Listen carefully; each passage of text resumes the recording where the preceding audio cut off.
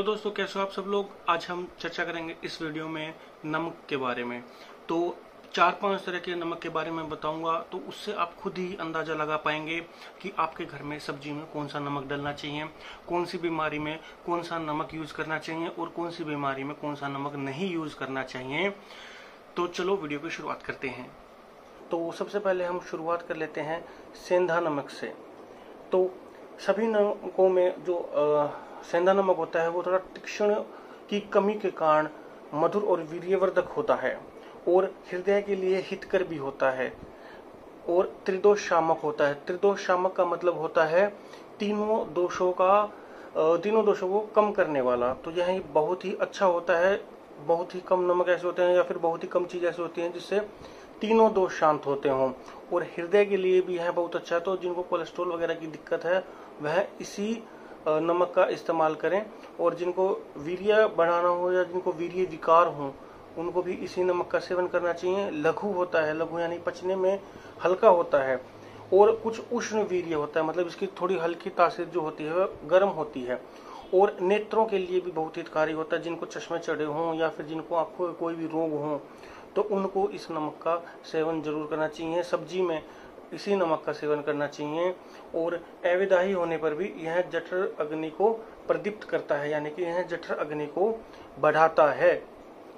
उसके बाद जो नमक आता है वह है विड यानी कि वीर्या नमक। इस नमक के बारे में चर्चा करते हैं। शायद आपने इसका नाम सुना हो या नया सुना हो, लेकिन यह पंसारी की दुकान में मिल जाता है। तो इसका जो सेवन करने से जो कफ होता है ऊपर की ओर से निकलने लगता है, जो बलगम बनने लगती है हमारे शरीर में वह ऊपर की ओर से निकलती है, और अपान वायु नीचे की ओर से निकलने लग जाती है, यानी कि जो गैस पास होती है। तो कहने का मतलब होता है गैस जो वायु होती है और कफ, इन दोनों का अनुलोमन करता है, यानी कि वात और कफ नाशक है। जठर अग्नि को प्रदीप्त करता है, मल और मूत्र की रुकावट को दूर करता है, यानी कि जिनको किडनी की समस्या हो वह इस नमक का इस्तेमाल करें सब्जी वगैरह में, और जिसको कब्ज वगैरह आदि की भी शिकायत हो वह भी इसी नमक का इस्तेमाल करें। और आना और विष्टिम आंतों की जो रुकावटें होती हैं, आंतों के जो रोग होते हैं, और जो शूल यानी कि दर्द होता है पेट आदि में, या फिर भारीपन आ जाता है, कई बार पेट में जकड़न हो जाती है, तो ऐसे स्थिति में भी हमें विड नमक का इस्तेमाल करना चाहिए। विड नमक के बारे में ये कुछ गुण थे। और अगला अब जो नमक आता है वह है सौवर्चल नमक। तो यह सौवर्चल नमक, आपने इसका नाम सुना होगा शायद। तो इसी को सज्जी खार कहते हैं। यह लघु होता है, यानी कि हल्का होता है, और हृदय के लिए भी यह हितकर होता है, और यह सुगंधित भी होता है, और जो डकार आती है उसको शुद्ध करने वाला होता है, यानी इजीली डकार आ जाती है। विपाक में कटु विभाग यानी कि पाचन, मलमूत्र की रुकावट को वैसे ही जो पिछले वाले नमक में बताया था उसको हटाने वाला था, जठर अग्नि को प्रदीप्त करने वाला था, और यह रुचिकारक भी होता है। रुचिकारक यानी कि भूख को बढ़ाने वाला। भूख को बढ़ाने के लिए जैसे कि अदरक के ऊपर नींबू छिड़ककर इस नमक का भी इस्तेमाल कर सकते हैं। जो जो नमक रुचिकारक होते हैं वह सभी भूख बढ़ाने के काम में आते हैं, और लगभग सभी नमक ही आपको पता ही है टेस्ट बढ़ाने के लिए होता है। तो इससे चाट कुछ होते हैं जो चाट आदि में भी यूज होते हैं, जो चाट मसाले होते हैं उसमें भी यूज होते हैं, जिससे भूख जो है होती है वह बढ़ती है। अब अगला जो नमक आता है वह है काला नमक। तो कुछ ऋषि मुनियों का मानना है कि जो काला नमक है वह सर्वोच्चल नमक ही होता है, लेकिन आपस में भेद भी हैं। अष्टांग हृदयम के मुताबिक जो वो वांगभट ऋषि कहते हैं कि काला नमक जो होता है वह अलग होता है, लेकिन चरक के अनुसार यह एक होता है। लेकिन लास्ट में दोनों ने यह माना कि दोनों सेम गुण धर्म के ही होते हैं, बस इसमें जो काला नमक होता है उसके सर्वोच्चल नमक के समान गंध नहीं आती।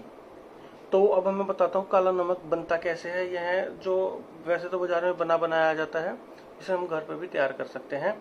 तो 40 सेर सेंधा नमक, एक सेर में लगभग 960 ग्राम होते हैं।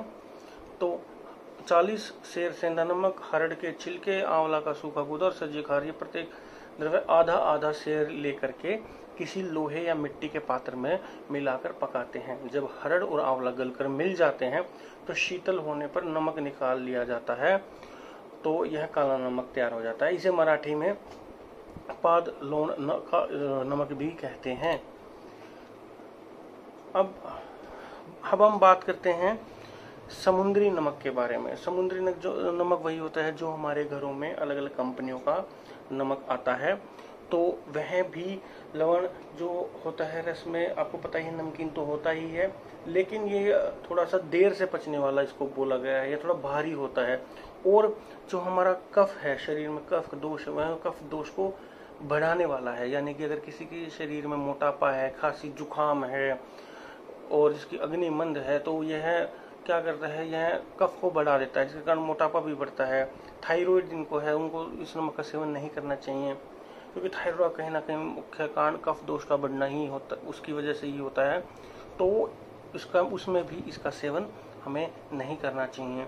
अब हम बात करते हैं कि सबसे अच्छा नमक कौन सा होता है इनमें से। तो अगर सबसे अच्छा नमक की बात करी जाए तो सबसे अच्छा नमक होता है सेंधा नमक। वो कैसे होता है सेंधा नमक, यह इसके बारे में भी हम चर्चा कर लेते हैं। तो अष्टांग हृदय में ही यह दिया गया है कि जहाँ केवल इस प्रकार का शास्त्र निर्देश किया गया हो, जहाँ पे भी लवण का उपयोग किया गया हो किसी भी नुस्खे में, तो वहाँ पे निश्चिंत होकर हमें सेंधा नमक ही उपयोग में लाना चाहिए, जब तक कि कोई विशेष तरीके का नमक वहाँ पे ना लिखा जाए। तो जहाँ पर भी, जैसे कि अब इन्होंने एग्जाम्पल भी दिया है कि हिंग व अष्टक चूर्ण में द्विपद नाम से नमक दिए गए हैं, तो वहाँ पे सैंधव और सर्वाचल, तो जहाँ पे दोनों नमक यूज होंगे वहाँ पे सेंधा नमक और सर्वाचल नमक यूज होगा। जहाँ पे 3 का प्रयोग होगा वहाँ पे सैंधव, सर्वोच्चल और विड, ये 3 होगा। इसी प्रकार से 4 भी होते हैं और 5 भी होते हैं। और चरक ने लिखा है कि सैंधवम लवणानाम हितमम, यानी कि सेंधा नमक ही सबसे ज्यादा हितकारी होता है, और जो उषुर नमक होते हैं वह इतने ज्यादा हितकारी नहीं होते हैं। तो यह थी आज की हमारी वीडियो। मेरे ख्याल से आप अपनी अपनी बीमारी के अकॉर्डिंग अपने घर में नमक यूज कर सकते हैं। और सेंधा नमक तो सभी के लिए हितकर होता है, तो हमेशा सेंधा नमक ही यूज करना चाहिए। यह बहुत सारी बीमारियों को ठीक करता है, तीनों दोषों को कम करता है। तो आज की वीडियो में इतना ही। आशा करता हूँ मेरे द्वारा दी गई जानकारी आपको अच्छी लगी होगी। अगर वीडियो अच्छी लगी तो उसको लाइक एंड शेयर जरूर कर दीजिएगा। अगर कोई भी चीज़ समझ में ना आई हो तो आप कमेंट के माध्यम से हमसे पूछ सकते हैं। और अगर अभी तक आपने हमारा यूट्यूब चैनल सब्सक्राइब नहीं किया है तो अभी लाल बटन दबाकर सब्सक्राइब करें। धन्यवाद।